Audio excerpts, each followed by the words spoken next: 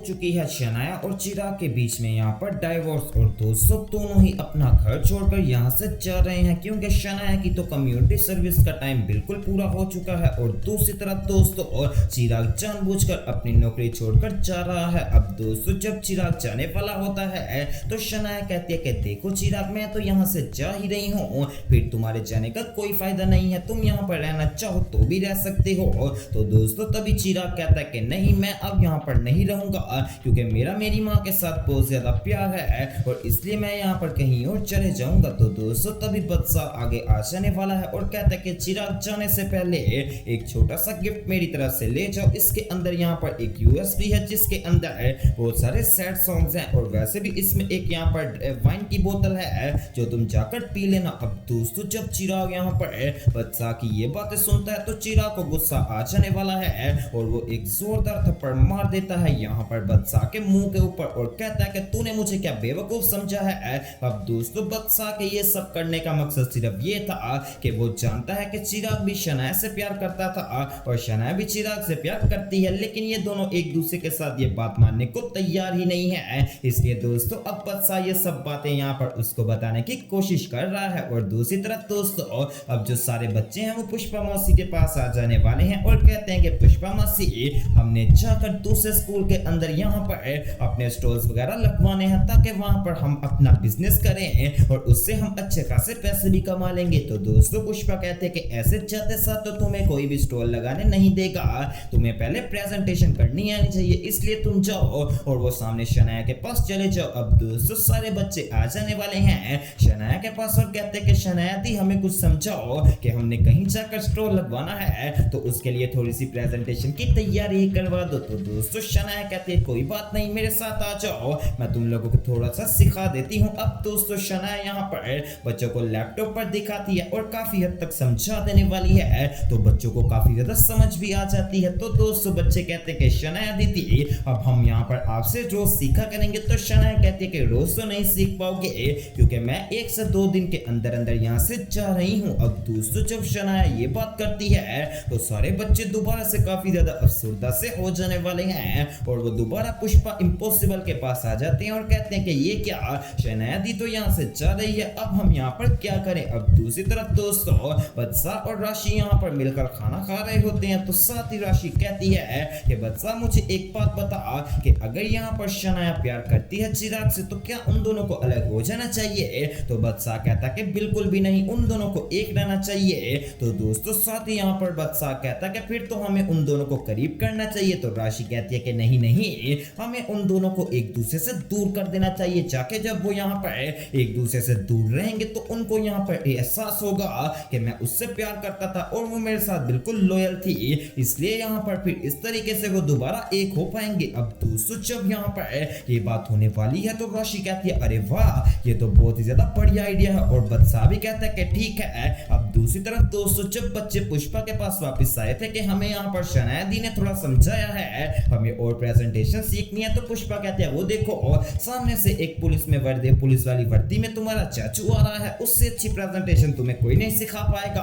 अब दोस्तों सारे बच्चे कहते हैं कि चाचू प्लीज हमें यहाँ पर प्रेजेंटेशन सिखा दो। तो दोस्तों चिराग कहता है कि मैं तुम लोगों को सिखा तो दूंगा लेकिन मैं तुम दोनों के साथ यहाँ पर तुम लोगों के साथ स्कूल नहीं जा सकता, उस सब के लिए तुम्हें यहाँ पर अश्विन के पास जाना पड़ेगा और जाकर अश्विन भाई को साथ ले जाना। तो बच्चे कहते हैं कि ठीक है चाचू वो हम कर लेंगे लेकिन आप हमें प्रेजेंटेशन जरूर सिखाना। तो दोस्तों अब चिराग हामी भर लेने वाला है और दूसरी तरफ दोस्तों अब जो दीप्ति है वो अश्विन से अकेले में बात कर रही होती है कि देखो अश्विन मुझे यहाँ पर पता चला है कि शनाया और चिराग ने यानी कि एक दूसरे से डाइवोर्स ले ली है, लेकिन माँ ये चीज नहीं चाहती और वो चाहती है कि वो दोनों अभी भी साथ रहे। तो दोस्तों अश्विन कहता है अरे दीप्ति तुझे इस सब से क्या ही मसला है, वो उन लोगों की लाइफ है वो जो मर्जी करे हमें इससे क्या लगे। तो दोस्तों दीप्ति कहती है कि तुम बिल्कुल ठीक कह रहे हो अश्विन, लेकिन मैं ये बात से थोड़ी सी यहाँ पर डरी हूँ कि अगर दोबारा से शनाया यहाँ पर रहेगी तो जो घर में सुकून है वो दोबारा से तबाह हो जाएगा। अब दोस्तों ये बातें करते हुए यहाँ पर पुष्पा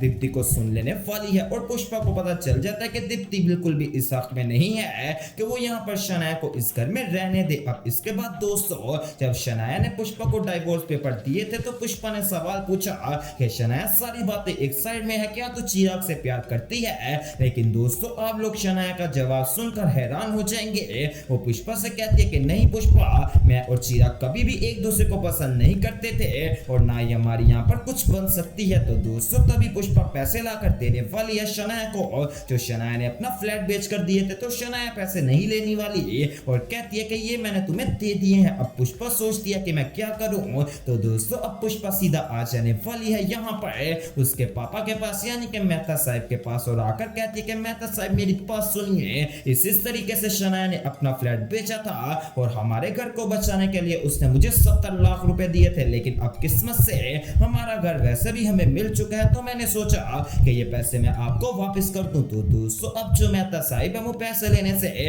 मना कर देने वाले हैं और कहते हैं कि सॉरी पुष्पा जी, मैं ये बात यहाँ पर नहीं कर सकता, ये एक माँ और बेटी के बीच का मामला है। मुझे जब मेरी बेटी ने कहा था मुझे पैसे चाहिए, वो तो उसके बनते थे, मैंने उसे दे दिए। अब उसने आगे से वो पैसे अपनी माँ को दे दिए हैं, तो मैं इसमें कुछ नहीं कह सकता, इसलिए आप लोग यहाँ पर आपस में तय कर लीजिए। अब दोस्तों पुष्पा से वो भी पैसे नहीं लेने वाले और पुष्पा यहाँ पर दोबारा से घर आ जाती है। तो दूसरी तरफ दोस्तों अब्बल साहब यानी कि हमारा बखुदरा सेठ है, वो भी आकर पुष्पा को गुड न्यूज देने वाला है कि पुष्पा जो मैंने प्रार्थना के नाम की यानी कि लगवानी थी वो मेरा काम हो गया है। तो पुष्पा कहती है कि अरे वाह ये तो बहुत ही ज्यादा अच्छी बात है। अब दोस्तों कहीं पर चिराग और शनाया ने जाना होता है, तो वो दोनों बाइक पर एक दूसरे के साथ चले गए होते हैं। तो रास्ते में दोस्तों जैसे बच्चा यानी कि चिराग ब्रेक लगाने वाला है तो शनाया का गलती से हाथ आ जाता है चिराग पर। तो चिराग काफी ज्यादा गुस्सा करता है और कहता है कि तू तो बहाने ढूंढती है कि किस तरीके से मुझे टच करे। तो दोस्तों साथ ही चिराग कहता है कि मैं इतना भी यहाँ पर ऐसा नहीं हूँ। अब दोस्तों चिराग उसको गुस्से में घर लेकर आ जाने वाला है,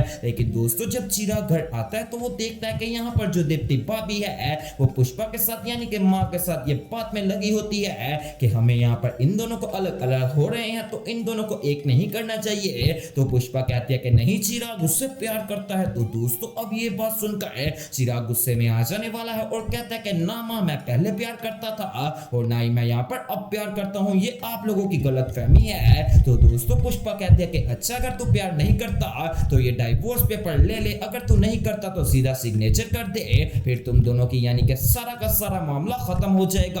अब दोस्तों पुष्पा ने ये बात इसलिए की थी ताकि शनाया भी नहीं मान रही थी, वो चिराग से प्यार करती है, तो शायद चिराग इस बात को स्वीकार कर ले। लेकिन दोस्तों यहाँ पर हो गया है काम थोड़ा सा खराब, क्योंकि जो चिराग है वो पुष्पा से डिवोर्स पेपर पकड़ के उसके ऊपर सिग्नेचर कर देने वाला है और पुष्पा को पकड़ा देता है। और दोस्तों जी हाँ, अब फाइनली यहाँ पर ऑफिशियली तरीके से चिराग और शनाया की डाइवोर्स हो चुकी है, जिसका हमें काफी ज्यादा दुख हुआ है। लेकिन अब आगे चिराग अपनी लाइफ को कैसे बढ़ाएगा, क्या मनवा से दोबारा बात करेगा, तो वो सब देखने के लिए मेरे चैनल स्पाइसी एंटरटेनमेंट को सब्सक्राइब करें।